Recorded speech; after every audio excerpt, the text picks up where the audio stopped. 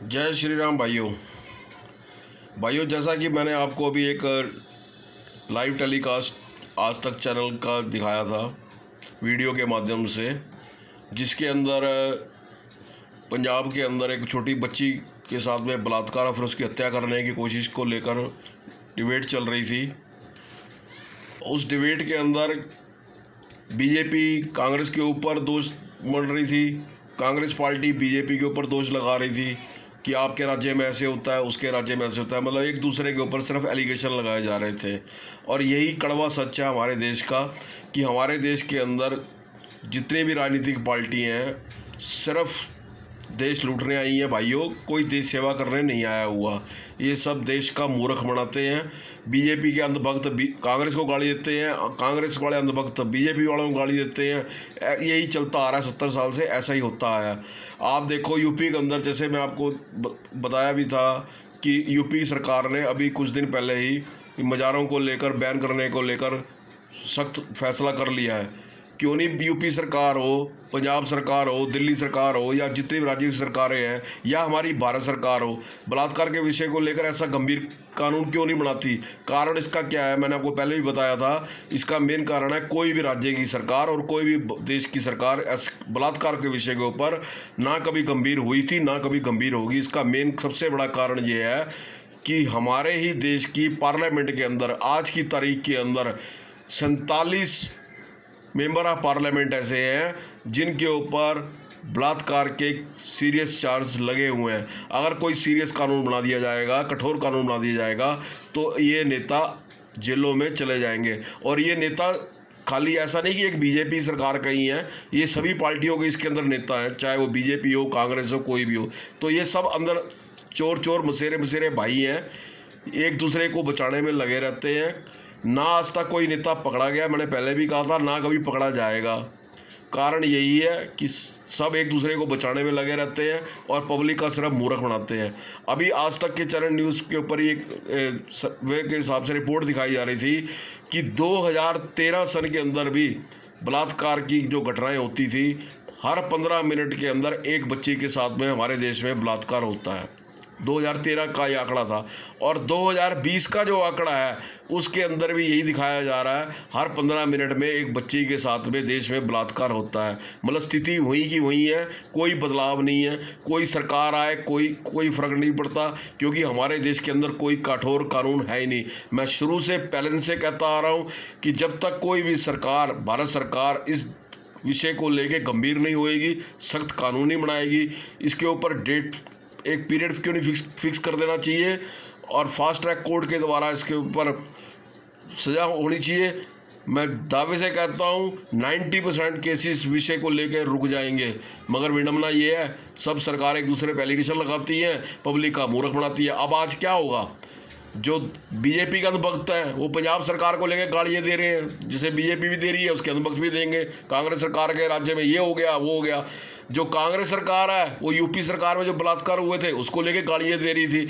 तो ये गालियों का खेल चलता रहता है। हमारी सिर्फ हम उनके लिए एक यूज़ एंड थ्रो हैं, उसके अलावा कुछ नहीं है। उनके लिए वोटरों की कोई गिनती नहीं है, उनके लिए वोटरों का कोई लेना देना नहीं है।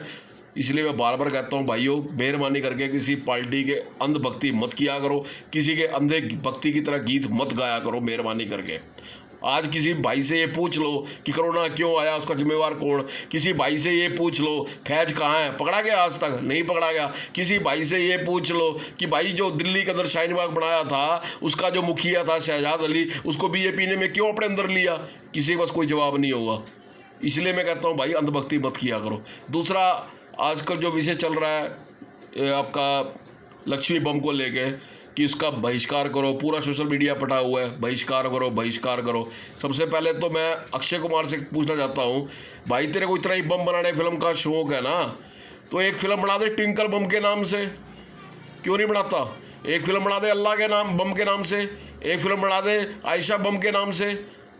तुम्हारे में पिछवाड़े में दम नहीं है, क्योंकि तुम्हें पता है कि जो हिंदू समाज है ना वो है सी, और वो हमारी फिल्में भी दिखेगा और हमारे गीत भी गाएगा और पैसा भी फूंक कर आएगा और हमारा वाहवाही भी करेगा, और उसके बावजूद भी हम इसको चाहे इसके धर्म को गाली दे, कुछ भी करे, कोई दिक्कत नहीं। आज आप देखो, मैं पहले दिन से कहता आ रहा हूँ कि भैया भारत के अंदर कम से कम, ज़्यादा नहीं तो 300-400 हिंदू संगठन है, कम से कम, ज़्यादा नहीं मैं कह रहा, 300-400 संगठन है। मेरे को आप एक बता दो, एक संगठन, एक कोई ऐसे संगठन का नाम बता दो कि जिसने इस लक्ष्मी बम के विषय को लेके कोई प्रोटेस्ट किया हो या उस बैन करने की मांग रखी हो। अरे भैया हम देखो, हम आप तो सोशल मीडिया बैठ के सिर्फ लिख सकते हैं, बोल सकते हैं कि बहिष्कार करो, मगर क्या बहिष्कार इसका समाधान है? आज चलो हम बहिष्कार कर देंगे, हमारी आने वाली पीढ़ी तो फिल्म देखेगी ना वो वाली, उसके अंदर है क्या? सिर्फ लव जिहाद भरा हुआ है इस फिल्म के अंदर, उसके अलावा उसके अंदर कुछ नहीं भरा हुआ, और हमारे हिंदू धर्म को अपमानित करने का एक मुद्दा दिखाया गया उसके अंदर, उसके अलावा कुछ नहीं। तो जो हमारे देश के इतने हिंदू संगठन है, क्यों नहीं सड़कों पे आके आवाज़ उठाते कि इस फिल्म को बैन किया जाए ताकि चैप्टर ही खत्म हो?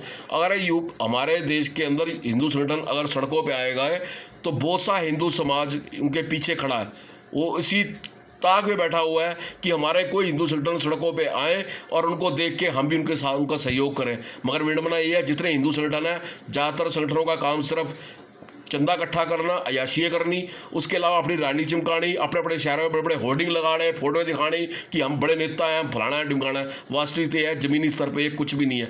ऐसे ही मेरे साथ बहुत से हिंदू संगठन जुड़े हुए थे जिनका बस काम यही था, चंदा दे दो और चलो भी रात को ऑनलाइन बैठो मीटिंग करते हैं, चलो भाई हाँ ये मीटिंग, 2 दिन बाद पता रहता था वो उसने पद छोड़ दिया, वो बाहर चला गया ग्रुप से, वो चला गया। यही उसको देख कर मैंने जब कुछ सच बोला, कुछ सच लिखा, बहुत से संगठन मेरे को छोड़ के भाग गए।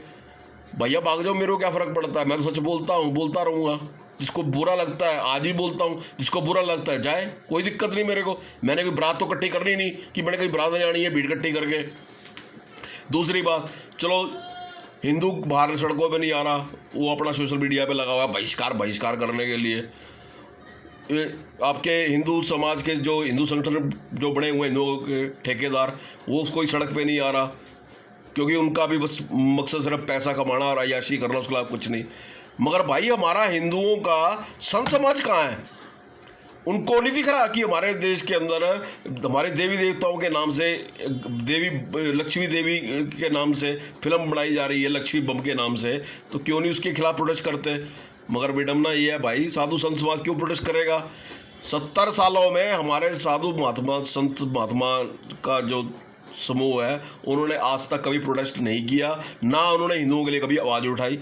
उन्होंने उनके लिए, हिंदुओं के लिए क्या आवाज़ उठानी है, उन्होंने अपने लिए आज तक कभी आवाज़ नहीं उठाई।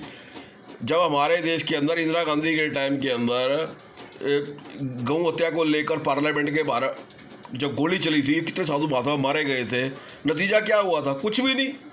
उसके बाद में आप देख लो, अभी ताया आपके सामने है, पालघर का मैटर हुआ, कोरोना खत्म हो जाने तो हम ये कर देंगे, हम वो कर देंगे। अरे साधु महात्मा, किसको मूर्ख बना रहे हो? तुम्हारे हिंदुस्तान में किसी शहर के अंदर कभी कोई मंदिर तोड़ देते हैं जिहादी आगे, तुम जब इकट्ठे नहीं होते। तुम्हारे पालघर में तुम्हारे साधु महात्मा मारे गए, तुमने जब इकट्ठे होकर आवाज़ नहीं उठाई। अभी राजस्थान के अंदर एक पुजारी को जलाकर मार दिया गया, सिर्फ मीडिया में आके हाँ हो ये कर देंगे, वो कर देंगे। अरे कभी सड़कों पे तो आओ। मगर तुम्हारा मकसद क्या है? तुम्हारा कोई मकसद नहीं, हिंदू धर्म से कोई लेना देना नहीं है। जितना आज के हमारे हिंदू संत समाज के वालों ने हिंदू धर्म को नाश किया ना, उतना शायद किसी दूसरी कौम ने नहीं किया होगा। इन्होंने आज तक हिंदू धर्म को लेकर ना कोई गाइडलाइन जारी करी, ना हिंदुओं को लेकर कोई उन्होंने धर्म के बारे में बताया, ना उन्होंने कोई भक्ति का मार्ग के बारे में बताया। यही कारण है कि आज हमारे हिंदू समाज के अंदर बहुत सा युवा वर्ग जो है हिंदू धर्म से बहुत दूर हो गया।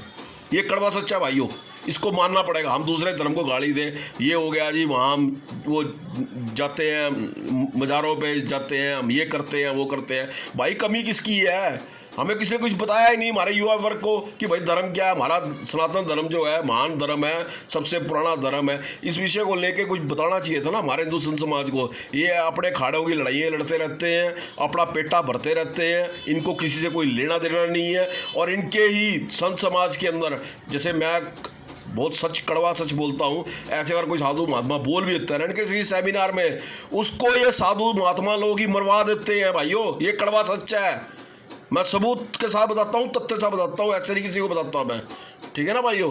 बाकी भाई सच बोला करो, जागरूक रहो, अपने मोहल्ले अपने शहर में भाईचारा बना के रखो। और कुछ करने की ज़रूरत नहीं है आपको, किसी संगठन के चक्कर में पड़ने की ज़रूरत नहीं है, किसी से भारी उम्मीद की ज़रूरत नहीं है।